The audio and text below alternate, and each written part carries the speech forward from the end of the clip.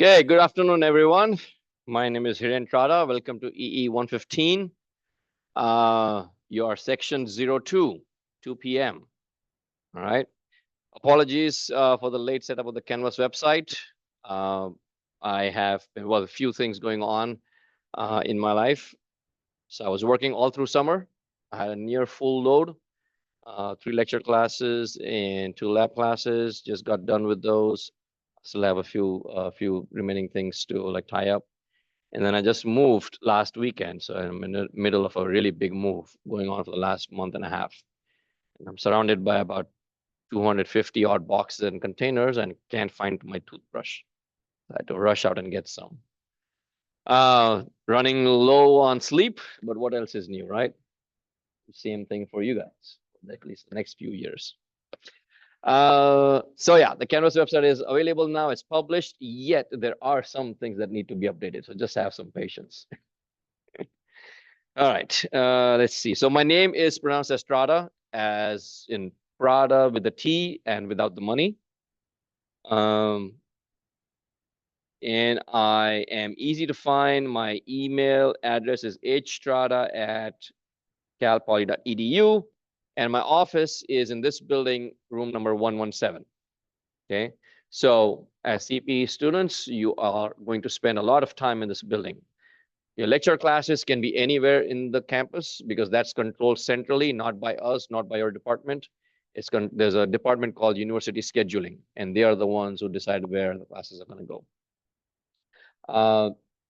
So anyway, we are lucky that I was able to get this room. I really like this room. My office used to be in that corner right there. This used to be like a shared research space. I and Chuck Bland used to share. His office would be in that corner. My office was in this corner. The rest of the room was like research space. A Noise School of Computing, which was set up just a couple of years ago. They spent upwards of $250,000 to actually refurbish this classroom. So everything that you see on the lab benches, it's brand new equipment.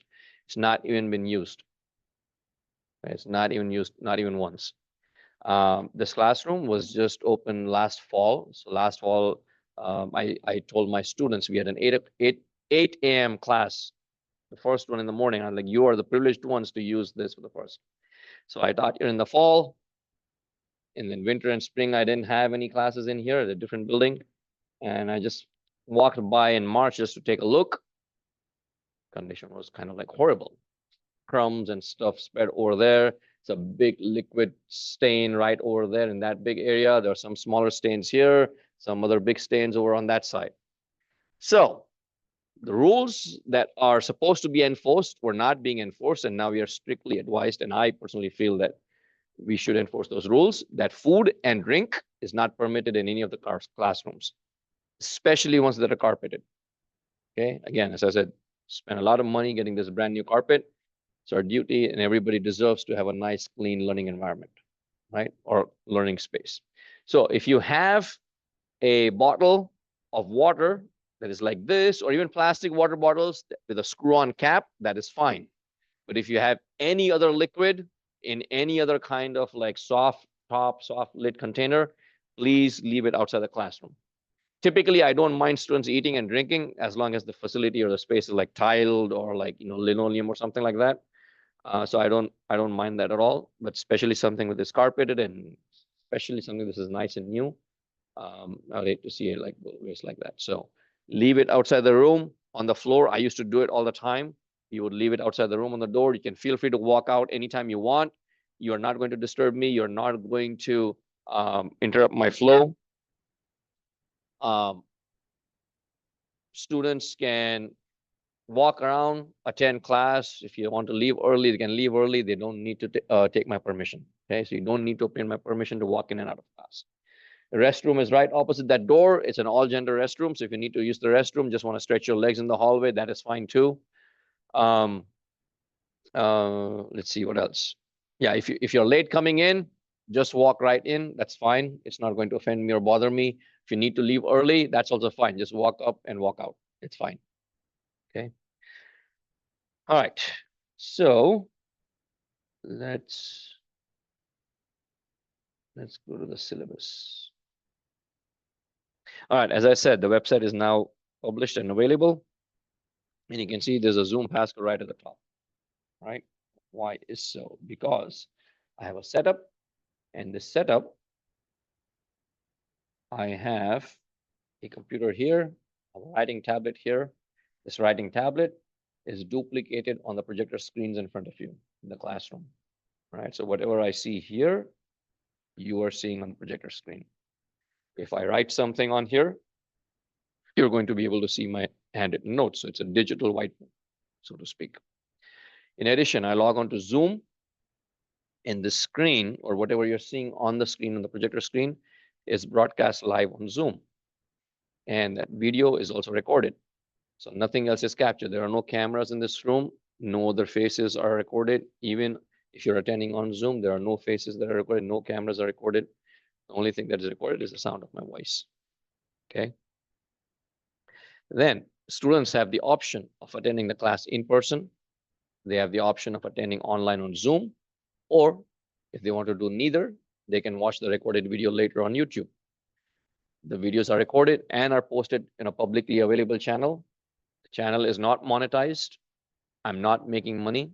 So the more people who view it, sometimes students might have questions like, he's making us watch these videos so that he's going to make more money. But the channel is not monetized. None of my education videos are monetized. Okay, so I kept it free and open for anyone, anywhere in the world who may find it useful. Okay, but obviously, you students will be the ones who would find it the most useful while you're actually doing this class. So again, you are all young adults. Technically, the law considers you as adults. You're over 18, unless you have a Sheldon in here, right? So I'm assuming everybody's is an adult, technically over 18, government considers you an adult. But I would say you're young adults, you're finding your way in life. You still have a few more years, so that's good. You explore within the boundaries or the safe confines of the university and the college. And I'm going to treat you like adults. So you decide what works well for you. If you want to attend in person, great. You attend every class in person. If you want to attend online on Zoom, it's fine. You don't need my permission. It is already set up. If you don't want to do either, you just want to watch recorded videos late at night or early in the morning, that is also fine. I do not take attendance. Attendance is not tied to the grade. What is tied to the grade is your performance. There is some work that is set forth in front of you. As long as you're learning, as long as you're accomplishing your work, you're submitting the work on time, and I can see you're making steady progress in your learning, that's all I worry about. So I do not worry about attendance. I'm not the police, right?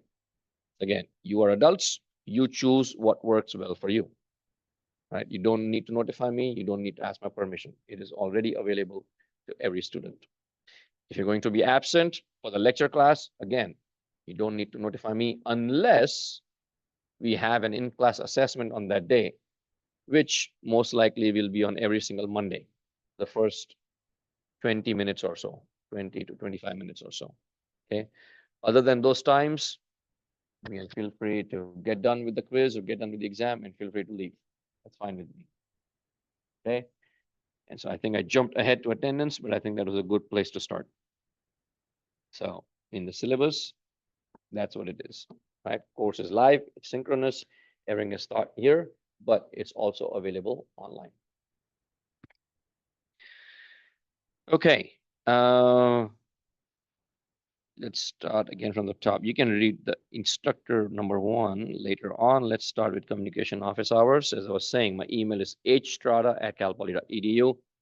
I'm not a millennial. I'm not Gen Z. I'm not Gen X. I don't even know what generation I'm from. I know I'm very close to middle age, but I still have my smartphone tied to my hip at all times. I'm very good at responding to emails. Canvas works too, but sometimes Canvas apps on my phone, they are sometimes weird. Students would send me a message in the morning and would not pop up until like late afternoon. Doesn't happen often, but happens sometimes. But email has been very reliable. Usually I receive notification at all times. Okay. So, and I work pretty much every single day. I also work till 11, 11:30, sometimes in midnight on, every day during the weekday. So if you're up at 11:30 and you have a question, you can send an email chances are you might receive a response. All right. When you're using emails, show of hands. Well, I'll show my hand as to who used their personal ID, email ID when they were in college. And I did. I have emails in my Gmail account dating back to like, 2001, 2000. So more than 25 years. So show of hands, who uses their personal email ID? I think a lot of students do. Just a few, that's good.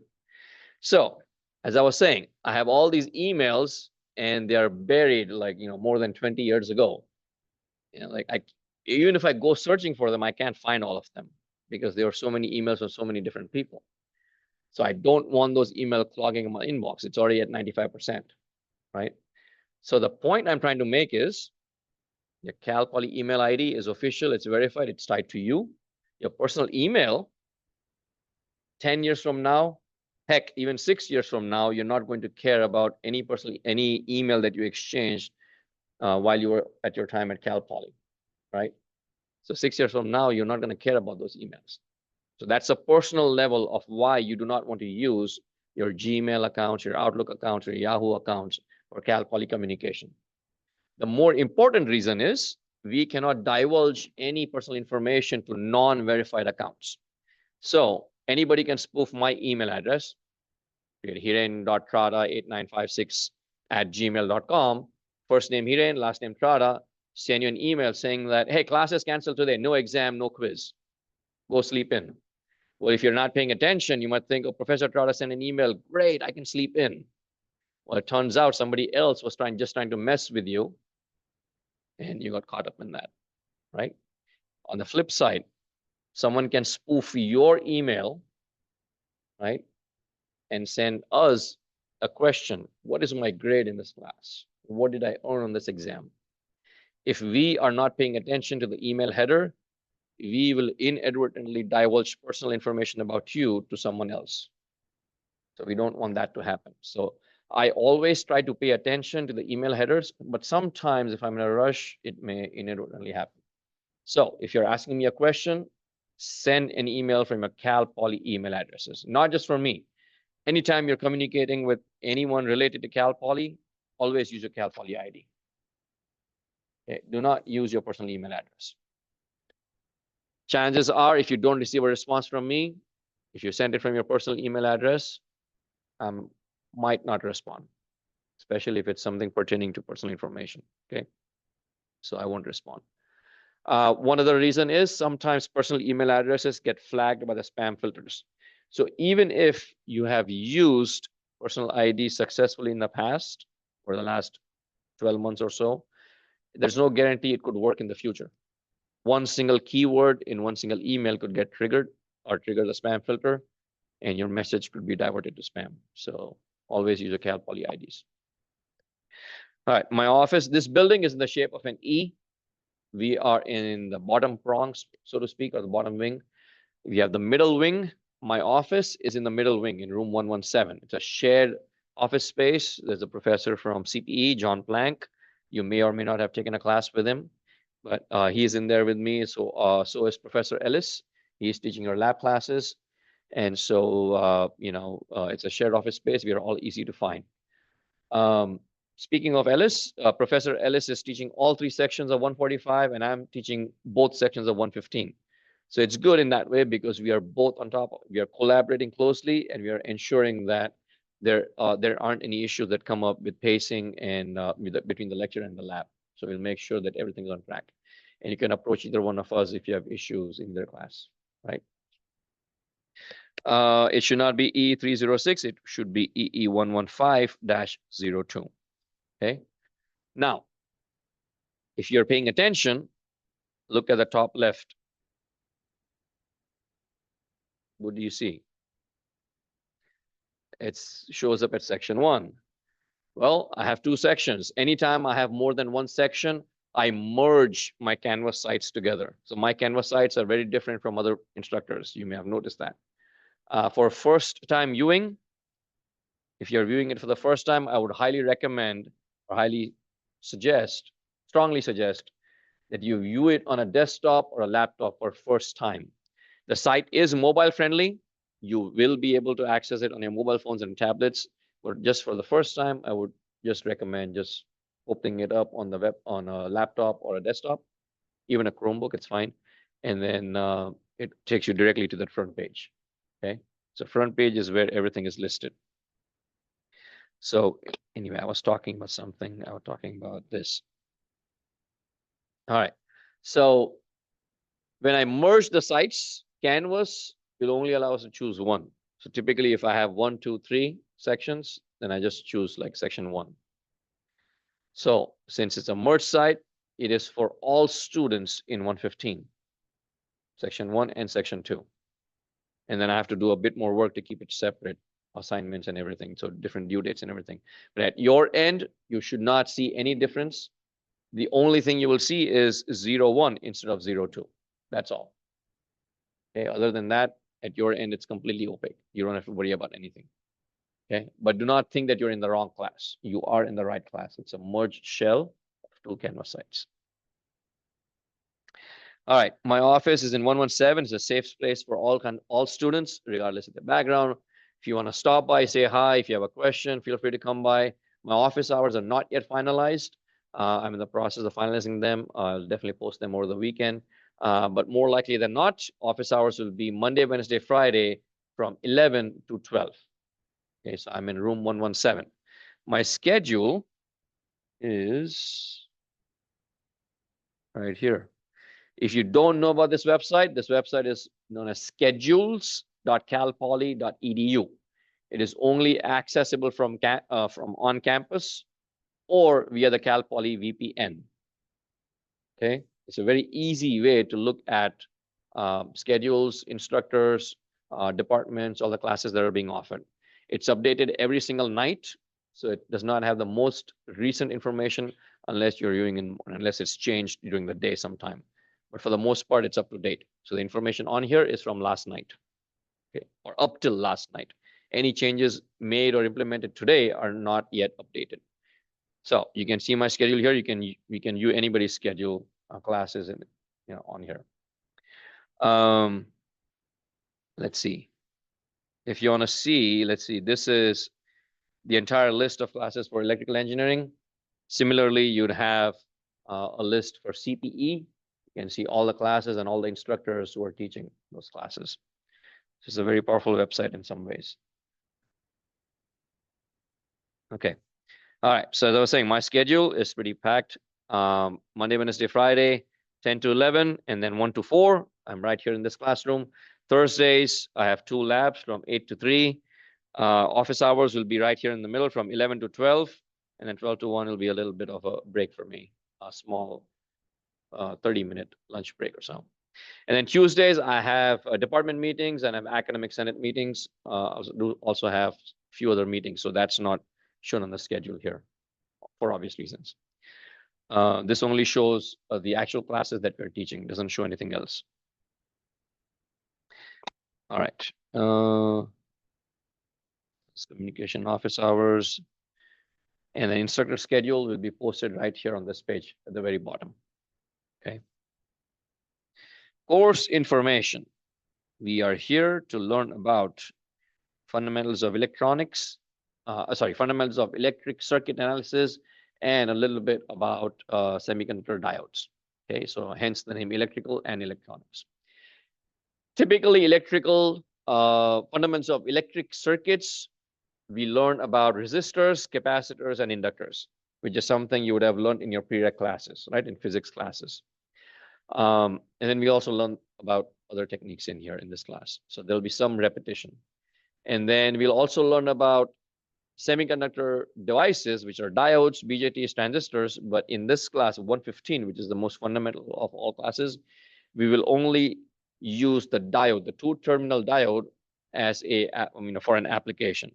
When you get to higher level classes like 215, 315 especially, that is where we actually learn about how the diodes are created, the characteristics of diodes, and future applications or further applications. So I just finished teaching 315 in spring. So I did all 5 sections, 2 sections of lecture and 3 sections of the lab. So that was an interesting. So yeah, everything that you learn here will be carried on to 215 and in 315. You will need it. So you can't just, it's like, I'm done with this. Let me push it to the side. That's not going to happen. You're going to have to keep this class or the knowledge that you acquire here all through to the end. All right.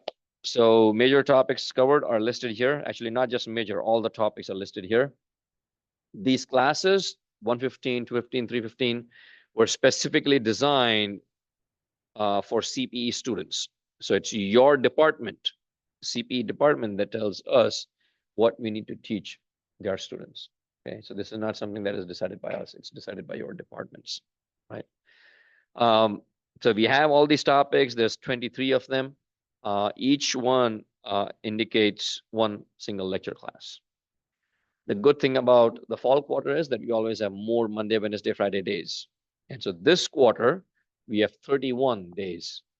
So Monday, our classes are Monday, Wednesday, Friday. So we have 31 Monday, Wednesday, Friday days.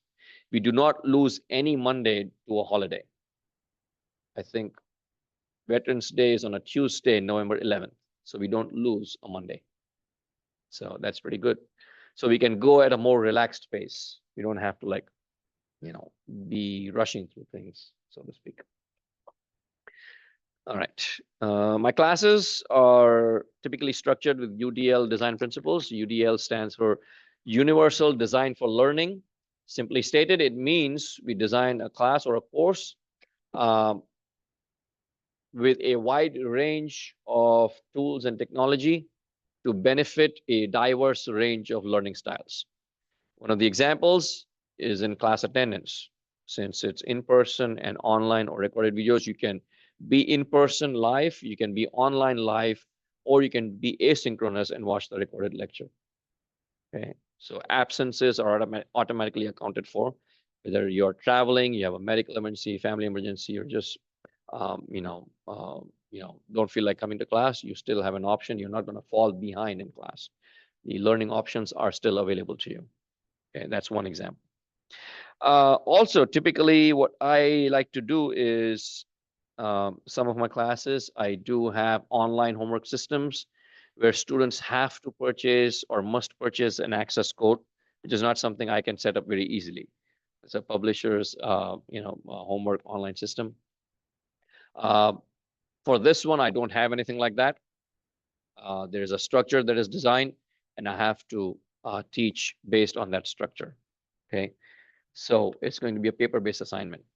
Normally, what I do is if it's an online assignment where students buy an access code, they purchase it, and then I set it up in such a way that students can, do repeat assignments, repeat submissions. And so they can submit or attempt the homework as many times as they want until they earn 100%. But within the confines of this structure, I'm a little constrained, because if it's a PDF submission or a paper submission, then grading and regrading with human means, it's a little, well, not a little, it's a whole lot time consuming. We just don't have the time and the bandwidth to do that. Otherwise, I typically have multiple submissions, multiple attempts for every single assignment. So I don't know how I'm going to implement that yet, but I would like to do that. So I'm still trying to decide what to do. Let's see. So that's course information, commission office hours, attendance, textbook. There's one single textbook for all three classes, 115, 215, and 315. Resonian Currents, Principles and Applications of Electrical Engineering. It does not cover everything. It covers the most important points, but there is no single book that covers every single thing that we do in these three classes. Okay. There's no mandate to purchase the book, right? The book is available from alternative sources. So I'll leave it up to you. I won't discuss. You don't need to tell me, and I'm not going to tell you, right? So if you want to go out and find it, that's fine with me. Supplemental texts that are available officially for free from Springer. And so you can simply download it from the websites. Assignments and grading. It's the most important. So course grade is typically split in 4 parts. You have the homework, you have the quizzes, one midterm, and one final exam, right? 25, 30, 20, and 25. So no single category is going to disproportionately affect your grade, right? Typically, I don't have midterms in my classes. And I have 9 weeks. I have 9 quizzes. Those 9 quizzes all put together are equivalent to more than 2 midterms. Okay. So I might have either 7 or 8 quizzes and a midterm, or I might not have a midterm and I'll just have like 9 quizzes. I haven't yet finalized. I'm going to see how we do as we go along. And by week 3 or week 4, I will decide whether to have a midterm or not. If I do have the midterm, it'll be in the 6th week. As the name suggests, it's the middle of the term. So in the 6th week on the Monday, the first Monday of 6th week. Yeah, homework 25, everything, all of that. That's the course grade. Accessibility and diversity. So use this syllabus as a reference point. I try to cover all the main points. It's more like terms and conditions of a corporate agreement. You agree? Check mark. Yes, now you can proceed. Well, the reason is there are lots of students' questions which have the same questions, and so I can point the answer is found on this page, and so that makes my job easier. Okay. One of the other things also is the syllabus, for lack of a better word, is kind of like a legal agreement between the university and the students. This is what the student can expect of the instructor and the university. And then it's also what I set my expectations on the students. So sometimes it does happen if it's not there in the syllabus, some students would rise up and say, you can't do that because you didn't list it in the syllabus. It happens sometimes, not often, sometimes. All right. So yeah, that's why it's floated like this. So you don't have to read every single thing. It's like cover the main points, but definitely use it as a reference. So if you have a question about quizzes, go in there and look it up. If you have a question about homework, go in there, look it up. Chances are the information and the answer to your question is already present on there. Now, as I said, the website was just set up recently, like right before 1 p.m. And so there are some things that I still need to update. Okay, so just bear with me and have a little patience. It'll be updated soon enough. So there are some due dates and stuff that definitely need to be updated. All right, let's see. What else do I need to do? Oh yeah, so front page. So on the front page, you have the syllabus, you have student hours, you have information about the final exam. My slides will be posted here. Class notebook is, oh, it's not linked to Microsoft Education. Okay. So the class notebook is a feature, it's Microsoft's OneNote. Okay. If you have never used it, it's a very powerful note-taking software. It's available on all platforms: Android, iOS, MacBook, Windows, tablet, cell phones, desktops, laptops. Works every single device I've ever used, and it syncs in real time. You have Microsoft OneNote is free anyway, but you also have access from your Cal Poly license, Cal Poly email accounts. Okay, so if you use it, it's automatically syncs across all your devices. The class notebook feature of this OneNote software is that all students have already been added on there, so you automatically have access. So you go into Microsoft Education on the left pane, or you click on class notebook. Okay, and it will open up this page. Once you open up this page, you sign in, and it shows you OneDrive and shows you class notebook. You click class notebook, it'll open up that notebook. You open notebook. Now, I already have the notebook open because I have the desktop app running. There's a desktop app running right here. Okay, there's the collaboration space, there's a content library. At the student end, it looks a little bit different. So you go into content library. In the content library, I have section 01 and I have section 02 right here at the top. The web-based version, the menus are on the left. Okay, they are not at the top, they're on the left. Okay, so the 01 and 02 that you see here, where my cursor is, they will be on the left side. So you are section 02, so you click on section 02, and then I haven't added anything there just yet. I'm just going to show you, like anything I write here.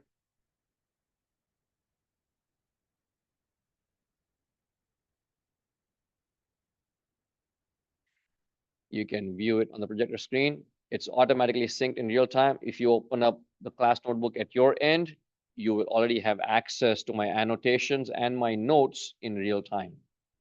So you students do not have to take many notes if they don't want to, because my notes will already be available to you in real time. Okay. Anybody know what's so special about this sentence? Yeah. It has every letter of the English alphabet, A to Z. It's a good way to practice your writing skills. Quick brown fox jumped over the lazy dogs, or the quick brown fox jumps over the lazy dog. Either one works. It has A through Z, every single thing, every single alphabet. All right, so that was about one note. Let's see, 242. Let's see.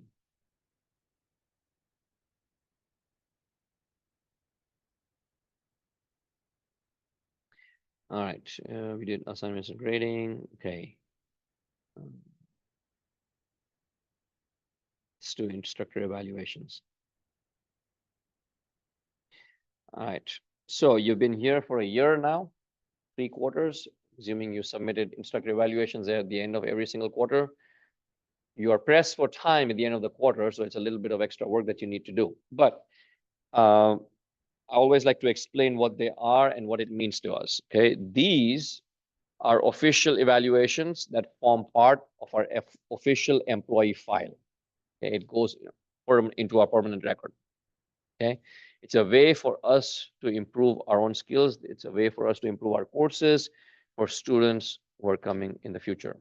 So everything that you see implemented here is from something that we learned in the past from students who came before you. Every time they made a comment, gave us constructive feedback, constructive criticism, we implemented those, we weighed those, we implemented, made some changes, and then the result is in front of you today, right? So the end of the quarter, these are very important to us. These are completely anonymous. No information is taken from you. The only thing we see at our end is the number of responses. There are 30 students in a class. We only see 10 of 30 students have submitted a response. So 10 of 30, that's all we see. We don't even get the numbers and the report until 2 weeks after the quarter has ended. Okay, so you submit this the last week of classes, then your finals week, then we submit the grades, and then like a week after that, almost nearly 3 weeks after the quarter is ended, that's when we receive the evaluations. And the only thing we see are the numbers and then the comments. That's it. We don't see anything else, right? So it's completely anonymous. Students don't have to worry about anything, but these are very important to us, right? It's a little bit of extra work, so I like to provide a little bit of extra credit for these evaluations. The extra credit is in the max amount of 1 point applied towards your overall grade. So if you end up with an 89, you can get or earn a 90. And the amount of points is directly proportional to the response rate.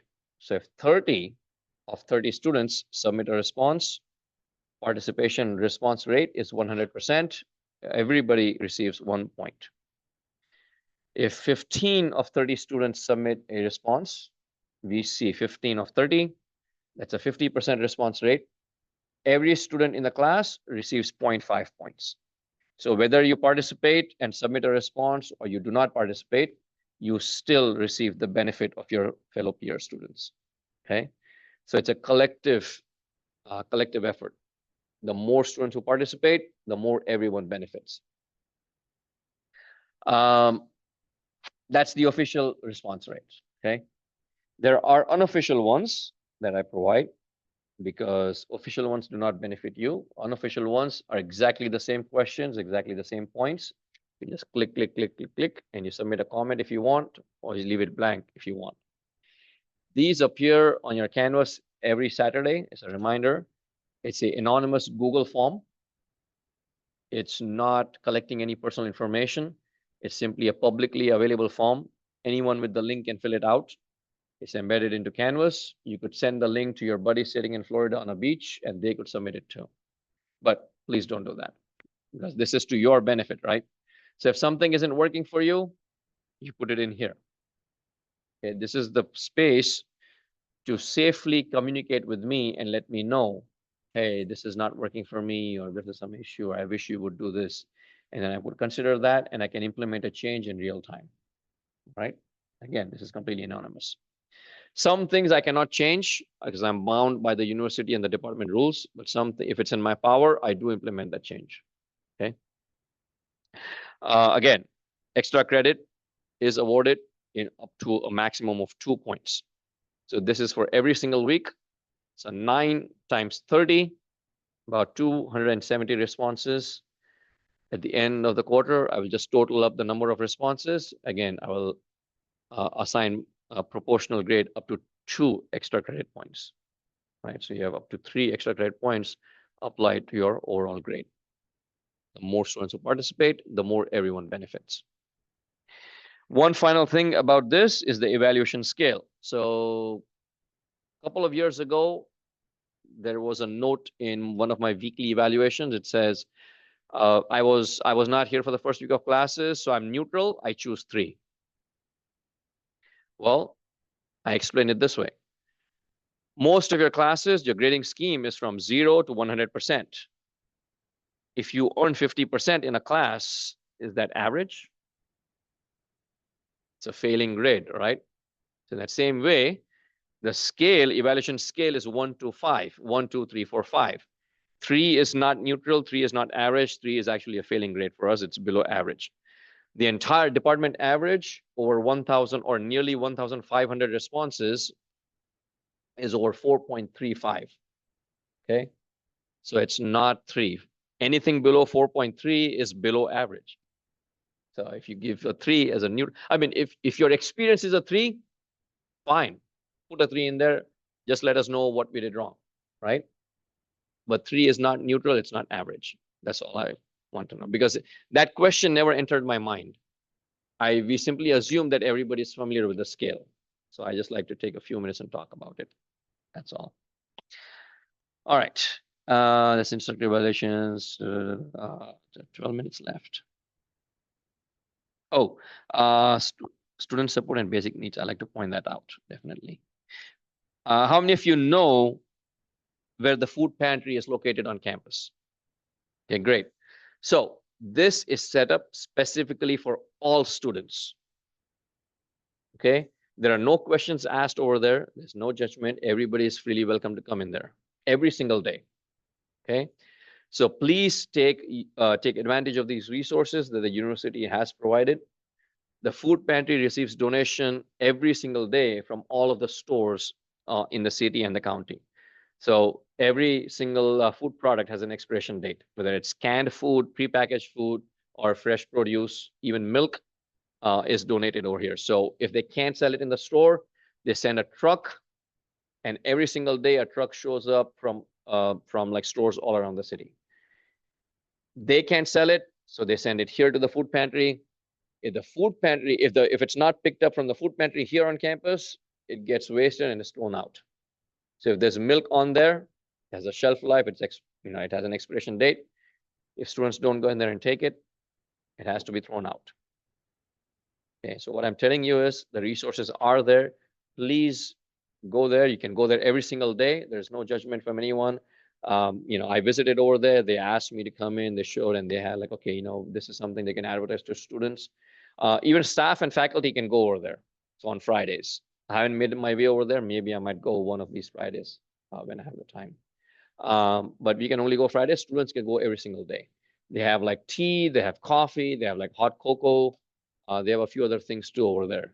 I haven't been there in a year, so I don't know what changes have been made.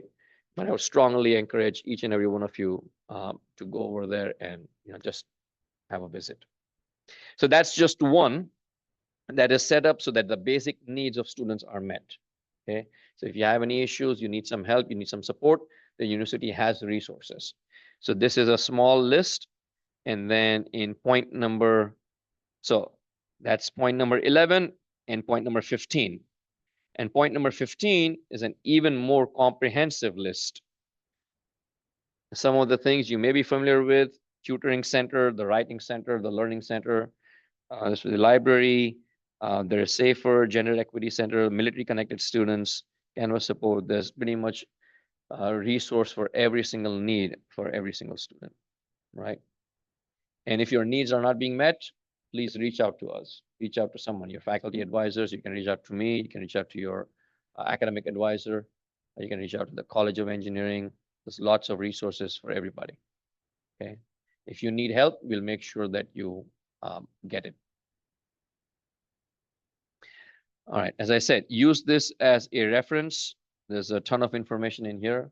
If you have trouble sleeping at night, you can crack it open and just go through the syllabus. All right. Now, I believe this is the first class that you all have together as a cohort, or you have taken any other CP classes before together. Anyway, these are the faces that you will see over the next few years, right? What I do in my classes is I have students coming from all different backgrounds, different areas, different parts of the country, different parts of the world even. So what I like to do is a little bit discussion forum called Introduce Yourself. It's a discussion topic that is worth up to 10 points. It is added on in the category of quizzes. So discussion, surveys, quizzes, everything is one single category. So there's 5 points for making a post and 5 points for a reply. Ignore the due date on there. It's due not this Saturday, but the next Saturday. So you have like 8 days or 8 more days to get it done. So you have a few prompts in here. There's the name, goals for this course, and then describe yourself and share a few hobbies and a few books, movies, music about yourself. Now, it is part of your grade, but there is no mandate or no compulsion on anyone to share anything more than they feel comfortable with. Okay. If you do not want to share anything, that is fine. You can leave it blank. But if you're leaving it blank, you please inform me. Because when I sit down to grade, there's a tab called Speed Grader in there. I'm just looking through and I'm like, okay, student, student, student, student, response, response, response, response. That's what I'm looking at. If it's blank, I'm going to enter a 0 in there. Unless you notify me. So please, if you want to leave it blank, that is fine. If you're not comfortable sharing, that is absolutely fine. But please let me know. So if you leave it blank and I have the email from you, I will enter the full 10 points. Okay, do not leave anything blank. The reply is so that you'll be pleasantly surprised that there'll be many other people, many other students who share the same interests and perhaps even have the same taste as you do. Okay. Generally, there are a lot of responses where students feel like they want to, they are into hiking, they're into running, they're going to the gym, going out on the beach, surfing, knitting, crocheting, bike riding. There's all sorts of activities that students do, and they are pleasantly surprised when they form connections and bonds.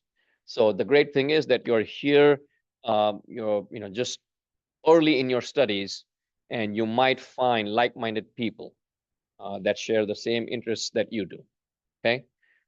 I have gone first to break the ice. And so there's a little bit about me in there. And you can go through, you can see how old I am. And then I have a couple of pictures from way back in the day when I was trying to be a biker punk. Not really, but I just like to pretend because we are all nerds, right? So I was a geek of the highest degree. I had this motorcycle. I purchased it brand new in 2005 when I was a graduate student at Louisville. I had it for 10 years. 10 days after I purchased it, somebody stole it. And they recovered it 60 miles south of Louisville in a small town, Bardstown, Kentucky, a home of Jim Beam, I think. Anyway, so they were trying to do a wheelie, and this is a quarter-ton motorcycle. Trying to do a wheelie on this does not work. So they crashed it, they recovered it, they caught the guy, I think. I don't bother about it. Anyway, over the next 10 years, people kept trying to steal it. My alarm would go off at all times of the night, every few weeks. And then 10 years later, in 2015, they actually did manage to steal it. So I no longer have it. I do want one again, but my wife says no, so I don't have it. So maybe someday. I don't know when my kids all grown up. Anyway, so it's a little bit about me. I hope you find it fun and enjoyable, and then you share a little bit about yourself, not for me, but for yourselves and your fellow students, right? And this is for both sections. So you will end up meeting students not only in your section, but also in section 01.